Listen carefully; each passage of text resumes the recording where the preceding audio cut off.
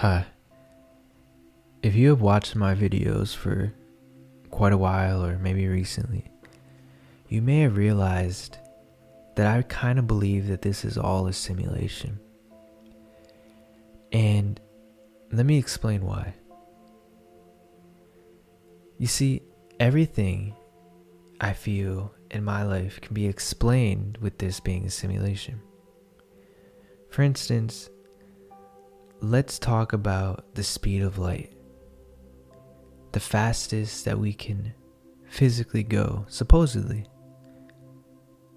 My idea of this is that, like a video game, things need to render. And they need to render before the observer is there. So I believe that the speed of light is actually a way that this computer simulation, or whatever this is, has time to render in the next part of your life.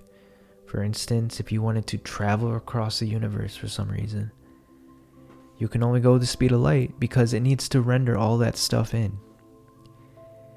And so this is exactly how games work today. Everything around you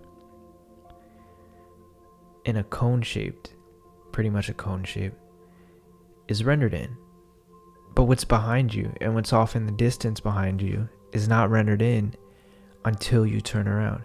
So for instance, imagine that your field of vision right now is all that is rendered in this reality. All of it.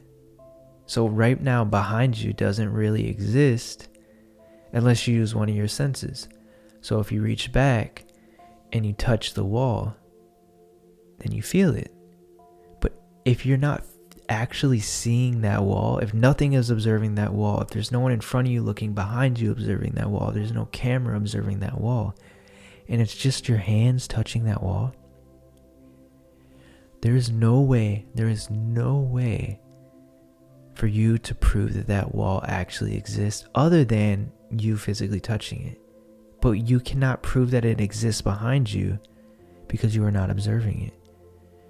But as soon as anything observes it, then it shows up. You see, for all you know, that wall that you're feeling is just bits of zeros and ones waiting to be observed or waiting to be touched by one of your senses. So when you put your hand on it, your hand is translating those zeros and ones. It sounds crazy, right? It sounds far-fetched. But hear me out a little longer. So, our senses are quite literally translating the world around us.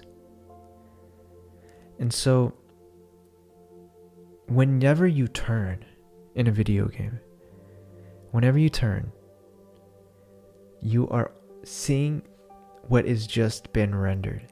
So what's behind you, or what's to the side of you, is now rendered. I mean, you can try to turn as fast as you want. You're not going to catch this render. If you even go in a video game, I've tried this. Put the sensitivity all the way up and, do a 360 or a 90-degree angle and try to see what's behind you. You're not going to beat it. And if we are in a simulation, it's going to have way more computing processing power to make these changes even quicker. So of course you're never going to be able to catch it, which is why it's barely being talked about today. But there's no proof that whatever is behind you is there. It's just possibilities. It's just bits of zeros and ones. Just look at the double slit experiment. When there is no observer, when there's no one watching, it's just waves of possibilities. It takes someone actually watching and observing either, like with your eyes, or in this case, observing with a measuring device for it to exist. So, what is behind you may not actually exist. And so how does this have to do with the law of attraction? So there's another theory that I have, is that the law of attraction may actually be a glitch in this simulation. What do I mean? Well, if we are in a simulation, then there are rules and bounds to the simulation. So one of the things is we don't know it's a simulation because we're probably not meant to know that it's a simulation. For instance, if it was a fun simulation, where if we were meant to come here to have fun, right? Like a video game like Grand Theft Auto or whatever, we're meant to have fun. You'd probably know it's a simulation because you'll be like, hey, I need this. Let me spawn this. Let me spawn a whole bunch of money, blah, blah, blah. What it's leaning towards is this is a simulation about learning. Whether that's an ancestor simulation or just a learning simulation. About learning something. That's why we use simulations in the first place. Most of the time. Is to learn something. Without actually physically, destroying yourself in the process. So, the fact that we don't remember what this is goes hand in hand with the law of attraction glitch. Because, in case you don't know, your brain does not know the difference between what's real or imagined. It doesn't know. So when you're standing, when you're watching a video where someone is standing on a bridge, your feet may sweat. Your hands may sweat. If you watch a scary movie, you may jump when there's a jump scare, when there's a scene where someone's getting murdered or whatever pops out. It's because your brain doesn't know the difference between real or imagined or what's happening to someone else versus what's happening to you. Law of attraction. When you are visualizing something enough in your life, like money, for instance, and you keep seeing it in your life, I'm wealthy, I have millions of dollars, and you're walking and doing this every day. This simulation says, hey, whoa, I can see that they're thinking about money. They're thinking about having $1 million, $200 million. But I'm scanning their life right now. I'm scanning their zeros and ones and their bits of code, and I don't see that $1 million there. If I don't fix this, if I don't error correct this program, this whole simulation is going to get blown. They're going to know it's a simulation. They're going to know something's up. And so this program puts the $1 million in. It fixes itself. It says, hey, I fucked up. I didn't give them the money. I didn't give them the health or the cat or whatever they want. And the fact that we can't figure out what life is, it's leaning towards it. I mean, just look at Mandela effects. How can so many people believe that something happened? So many people. But it never did. Of course, you can say, oh, there's other universes. Yeah, you're probably right too. Or it's a glitch. Just like the Matrix. It's a glitch. And it happened, and we're just, on a different level or in a different area of the game or whatever it is. It sounds crazy from some random guy on the internet, right? Just talking about this. I probably sound like I'm smoking or something, and I'm not. You can look at any major scientist, not any major scientist, a lot of major scientists, and they will tell you that the odds of us being in a simulation, the argument for us being in a simulation is so powerful that they put it at 50-50. Neil deGrasse Tyson puts it at 50-50. It's not just, some pothead smoking, coming up with some idea of what life is. No, there's some science to it, guys. And the fact that you can even look up, I'll put a video right now of a physicist, I believe it's a physicist, actually found error correcting code in the fabrics of the universe. In string theory. Error correcting code. How is that?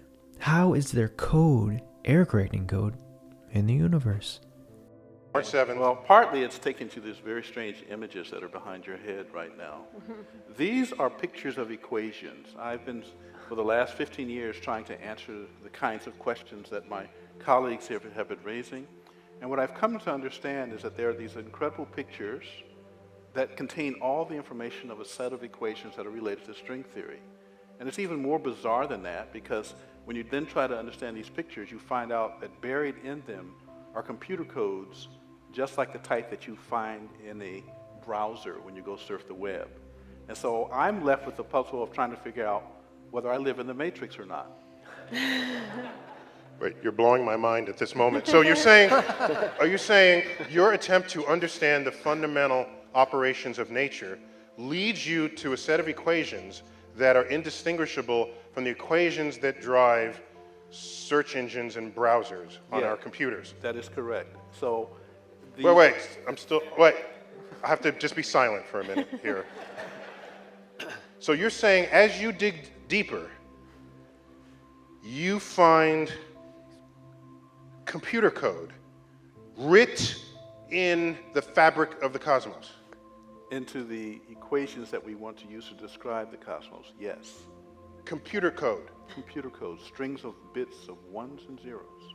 It's not just sort of resembles computer code, you're saying it is computer code. It's not even just is computer code, it's a special kind of computer code that was invented by a scientist named Claude Shannon in the 1940s.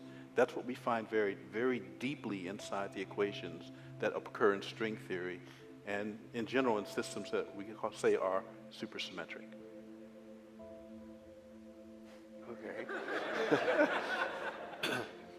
Time to go home, I think. Where are we going to go? So hey, we might be in a simulation. Cool. Some people may be bummed out about that, whether it's because of your religion or whatever. You don't have to be bummed out. You don't have to worry about that. Because real is subjective. And the fact that you're experiencing anything is real. It means something. So don't get bummed out. I remember when I was talking about this with my wife years and years ago. She got bummed out. She got really bummed out. And she was like, what's the point? Like, what's the point? What's the point of getting money? What's the point of getting good health? What's the point of any of it if it's just all a simulation? And she was getting borderline depressed. And I'm like, man, I shouldn't have told her.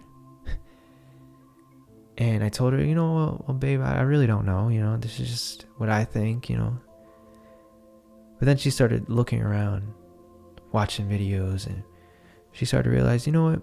This probably is some kind of simulation, but I'm okay with it because what is real? What is real?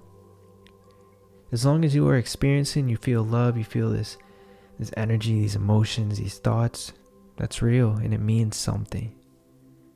Even if it just is for an experience. So yeah, just had to throw that out because a lot of people get upset, especially when I watch like simulation videos and you read the comments and people are like, what's the point? What's the point? Don't think like that. Everything's cool, It's actually fun. So yeah, don't just take my word for it. Don't just, just don't take my word for it. Look it up yourself. If you find that there's not enough evidence to support it for you and you want to believe in something else, my friend, believe in something else. I'm just telling you what I think and how I feel about this. And I use this with every aspect of my life. I use this with the law of attraction. I use this with manifesting. And I believe that's why it's so easy for me to manifest. I mean, again, think about this, guys. You know how we program our subconscious? Why do they say that? How is it that our computer is like a program? How we can listen to affirmations. Literally.